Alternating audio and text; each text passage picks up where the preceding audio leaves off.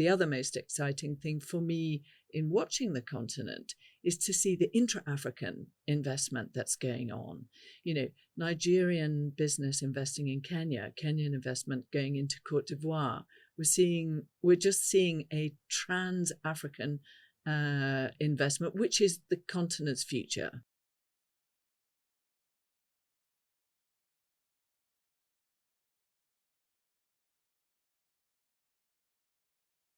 A warm welcome to episode 5 of the Parallels podcast. It's brought to you by Africa Scotland Business Network, and we're here to take you beyond the business lines of the CEOs and leaders of the Africa Scotland Business Network member companies. I'm so excited because on today's show, we have got a fantastic leader of member company Africa Risk Consulting. It's Tara O'Connor is here with us in the studio. Tara, how are you doing? Very, very well. Thank you, Claire, and delighted to be in Cape Town and on your show. Oh, thanks very much. It's I feel quite honoured that you're here. As do I. Your very successful network company, which has done great things for us and is going great guns. Well done. Well, we are only as good as the member companies that we have in our network, Tara. And we've always held you in high regard as one of the information leaders of Africa. And I'll never forget the first time that I met you in person. I left that meeting thinking, wow, that lady is so dynamic and interesting. I've got so much to learn in life. Didn't it? It must have been something in the waters. but no. And similarly, it was a great meeting of minds and determination, I think. And as I said, I think it was the first time I had seen you very active over social media and particularly LinkedIn. And I think it was the first time I'd reached out and developed a business relationship over LinkedIn. So Here we are 3 years later, and it just shows the power of social media and active social media. That's and modern multimedia approach to business, right. Which is quite interesting. So on my personal profile, I don't actually have a strategy per se. I just write what's going on in my life, who I'm working with, how I feel, what inspires me. Hopefully I inspire other people too. But Tara, you're a political and corporate risk consulting, and a very good one. So I'm guessing you had to meet me in person before you joined the network just to... I had to look you in the eyes and actually know that you were real and not just an atavar. Suss me out a little bit. Yes. Well, Tara, thanks so much for being here. Let's dive straight in there. What does Africa Risk Consulting do? So, our main objective is to help businesses operate cleanly and safely across the continent. And in order to do that, it's all information-based. So what we try to do is we provide 4 core services. The first being that we help companies understand their political environment, political economic environment, understand who's who in government and in business, and look and understand the market dynamics of the country that they're going into. So that's the first area. Then in the second area, we try and encourage companies to really know their counterparties. So we provide investigative due diligence services that allow companies to really know their business partners, that their business partners or the target company or the mining license hasn't got any reputation risks attached to them, and that they are who they say they are, that they have the assets that they have. And in today's modern environment, you have to add in things like, is there any capital in there that could come from a sanctioned source, or a source that may get them into political hot water, or politically exposed people in the company makeup. So that would be the second thing. The third area is obviously is market understanding. And so that is really where we look at a sector in great detail to look at how a company's sector and how that operates. And finally, absolutely everything that we do, again, comes back to that, trying to keep companies operating in a safe and clean environment. And so that means that we do then provide what I call anti-bribery and corruption consulting. So that is assessing the market that they're entering for corruption risk, assessing the sector for corruption risk, and then actually providing them with a roadmap and policies and processes and procedures to follow that will both enable them to keep on side with international regulations around anti-corruption, anti-bribery and corruption legislation, but also that raises awareness amongst staff and their management and staff right across the continent about what those rules and regulations are. That's great, Tara. Talking about anti-corruption, our non-exec director, Stephanie McDonald, she is an international commercial lawyer, and because we all know it, we're getting bigger and bigger, whilst trying to retain that personable approach with our members. She said something to me that I really didn't expect, and that was, guys, well, we're girls, we're like girl leaders. Yes. You need an anti-corruption policy. Yes. And I was like, isn't anti-corruption policies for like big fancy people?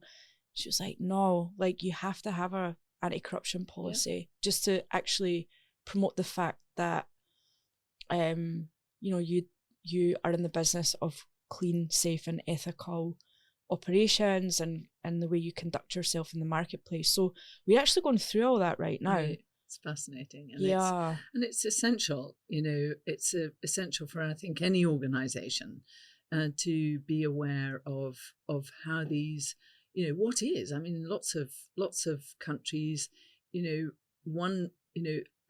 have to engender and encourage a common approach to bribery. And that people understand what is corruption, what is bribery, and what is and isn't acceptable. And particularly, I mean, I think in corporate events and that kind of thing, you've particularly got to be careful in a way that that something shouldn't be perceived as an inducement, for example, right, for people coming to an event or whatever, or that an event is set up, for example, that in fact in its entirety is an inducement. Absolutely. So see that bottle of wine that I brought for you, Tara? I think I'll have to give it back. I promise, I swear on my children's life, it's not bribery for you to stay in our network, right? It's gifts. A membership perk. And the notebook. Gifts are one of my love languages, so I just want to clear that up. Very grateful for people who can see. And the pink pen in particular. And the rose gold. It's rose gold, Tara. Oh my goodness. We're getting a bit fancy, in our 4th year in operation.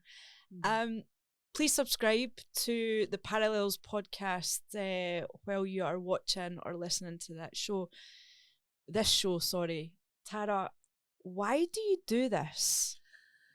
Well, I mean, what motivates you? So Africa Risk Consulting is what we say is, we do what we say on the tin. But Africa is my continent. It is my home. I grew up here.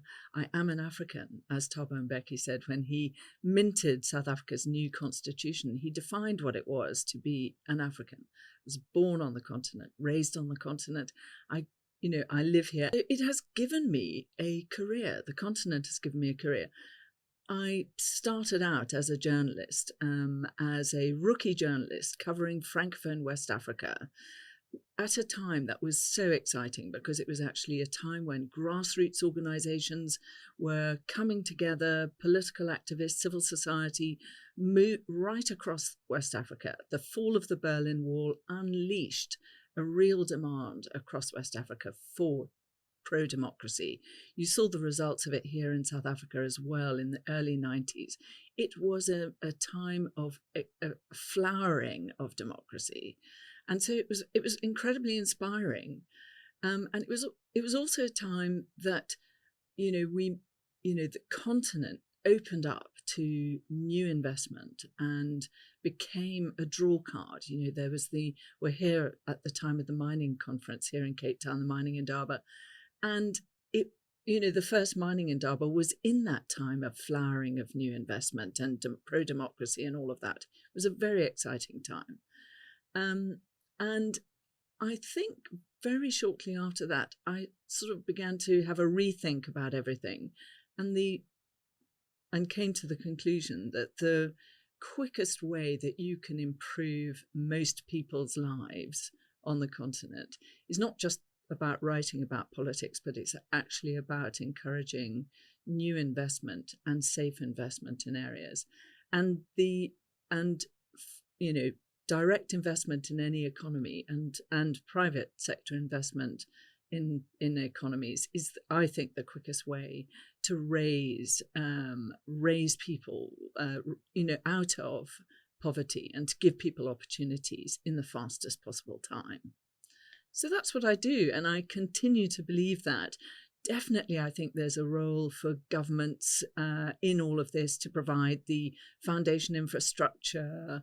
But really what governments and countries need to really concentrate is continuous long-term, stable in private sector investment. And that's what I seek to encourage. Tara, Africa's a big place. Yeah.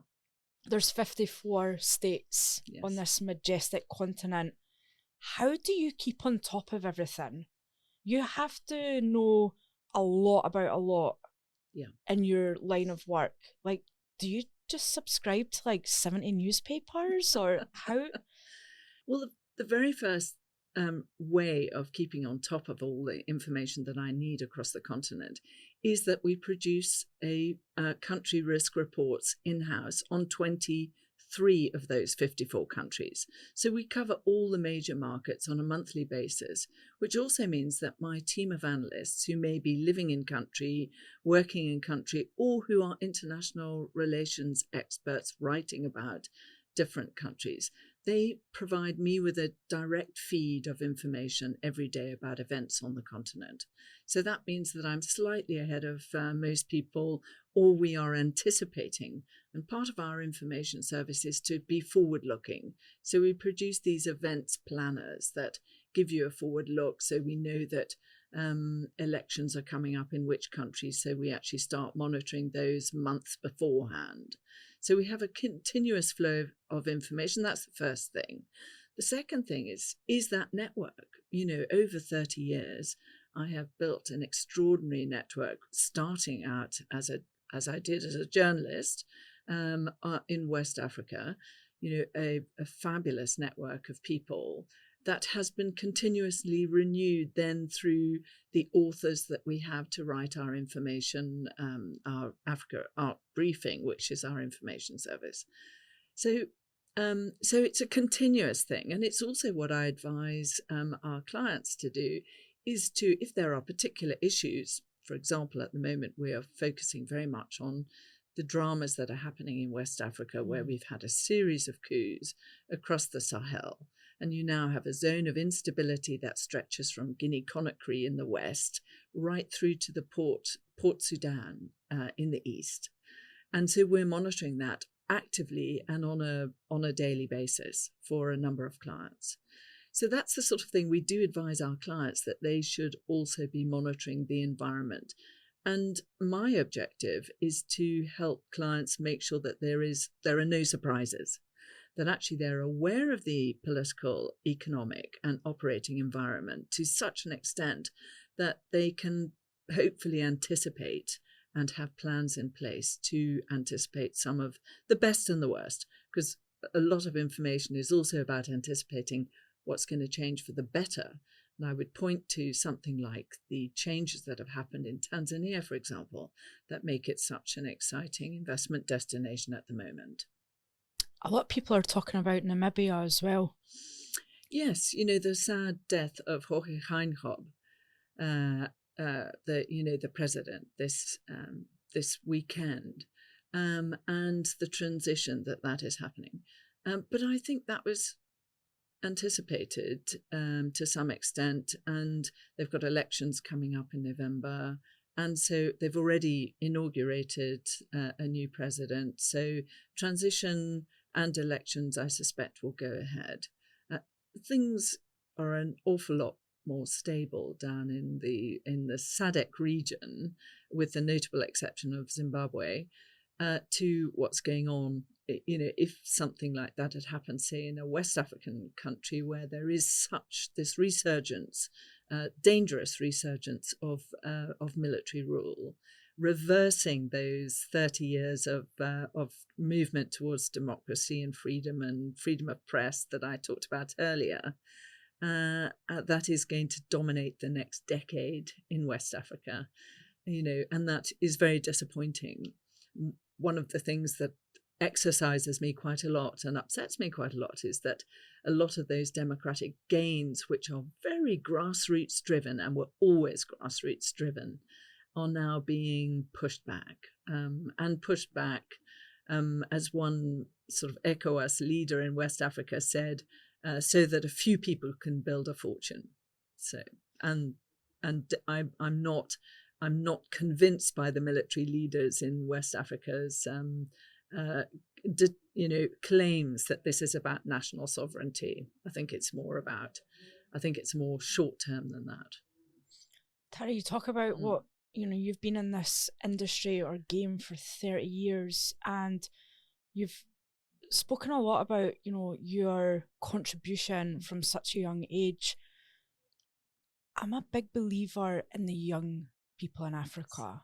They are the real change makers. And quite interestingly, we've identified this, right? Yes.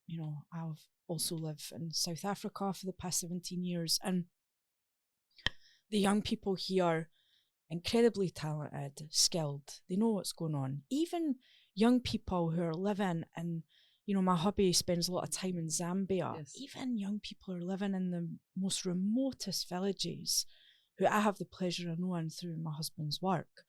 You know what's going on politically, socially, environmentally. So we are actually in the middle of putting together a brand new business network, like a gateway network called Africa Scotland Business Network Future Leaders. And it will be aimed at the younger generation. I'm totally excited about it. I thought that we could launch it pretty quickly. A little bit like how we launched I'll call it the big corporate business network, even though I acknowledge it's not all corporates in ASBN, which is part of our USP.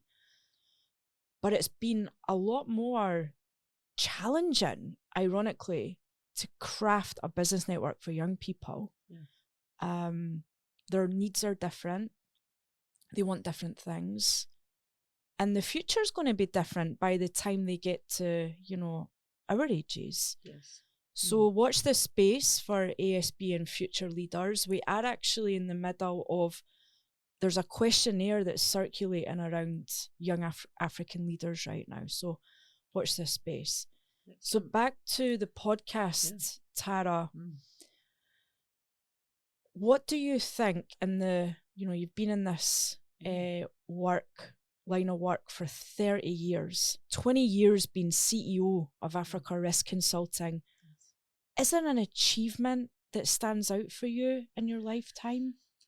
Well, I mean, again, it's, what for me is an achievement that I think has been the multiple, I think we've carried out something like 3,000 projects across 40 countries. And a lot of those projects actually end up in being direct investments or expansions in different countries. And the team at Africa Risk Consulting, we have played if we've played even a little role in encouraging and making a clear pathway for an investment committee to go ahead and invest in a country, that's to me an achievement. And we have seen private equity investment flourish And this goes back to, taking cell phones into Nigeria for the first time. In Kenya, I think we were really there at the beginning, looking at energy, the energy transition. And if we played even a small part in Kenya's energy requirements are delivered in 90% renewables. It's extraordinary. And 65% of the population has access to energy, to electricity needs. It is quite a phenomenal story.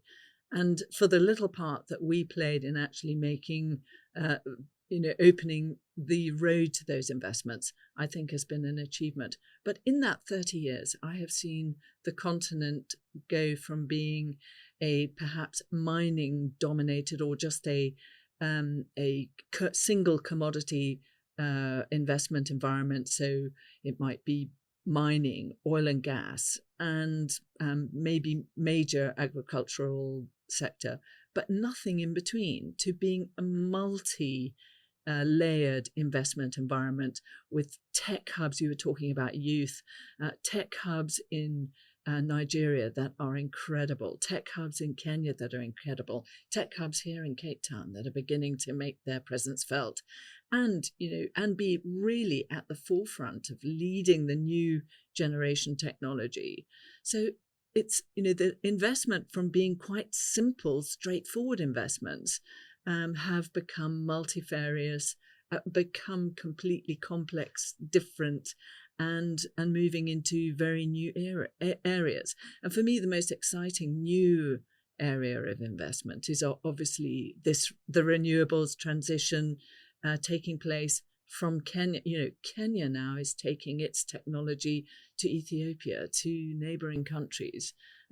And probably the other most exciting thing for me in watching the continent is to see the intra-African investment that's going on. Nigerian business investing in Kenya, Kenyan investment going into Cote d'Ivoire. We're just seeing a trans-African investment, which is the continent's future. Never mind, the big protection for Africa from the external shocks that we've seen from COVID, from the war in Ukraine, to the oil shocks for some countries. The greatest protection that African business and African is intra-African trade. And so the future for me, looking ahead, the future is really how the African continental free trade arrangement pans out as the most important thing. Exciting times for Africa. Yeah. And I guess that's one of the things I'd also love to emphasize, Tara, is that we are an African network first and foremost. We decided to even put Africa as the first word in our brand because it's where we are, it's where we started. And we do so much cross-pollinating between members who are in different African states, and it's so exciting. And that is our main baby, actually. Most of our members are on the African continent. The second largest portion naturally comes from Scotland. So we're obviously connecting a lot of Scottish businesses into the African continent, but also the other way, African businesses into Scotland and actually other parts of the world, because we do now have a global footprint. So I guess I just wanted to emphasize that we are African first as well. It's a really exciting place to be. And thanks to having members like yourself, we can refer other members who are taking an interest in going cross-border. They have the resources right there in ASBN to make sure that their investments and their partnerships are productive and safe. Yes, exactly that. So it's exciting times for Africa. It's exciting times. A lot of people think like, oh, Africa's the future. And I say, no, like it's happening now. Yes. It's happening now. It's happening absolutely now. And and that youth that you talked about, I mean, the average age is around 19 across the continent. 19. So there is it's an extraordinary path that the continent is going on to. For Incredible. sure.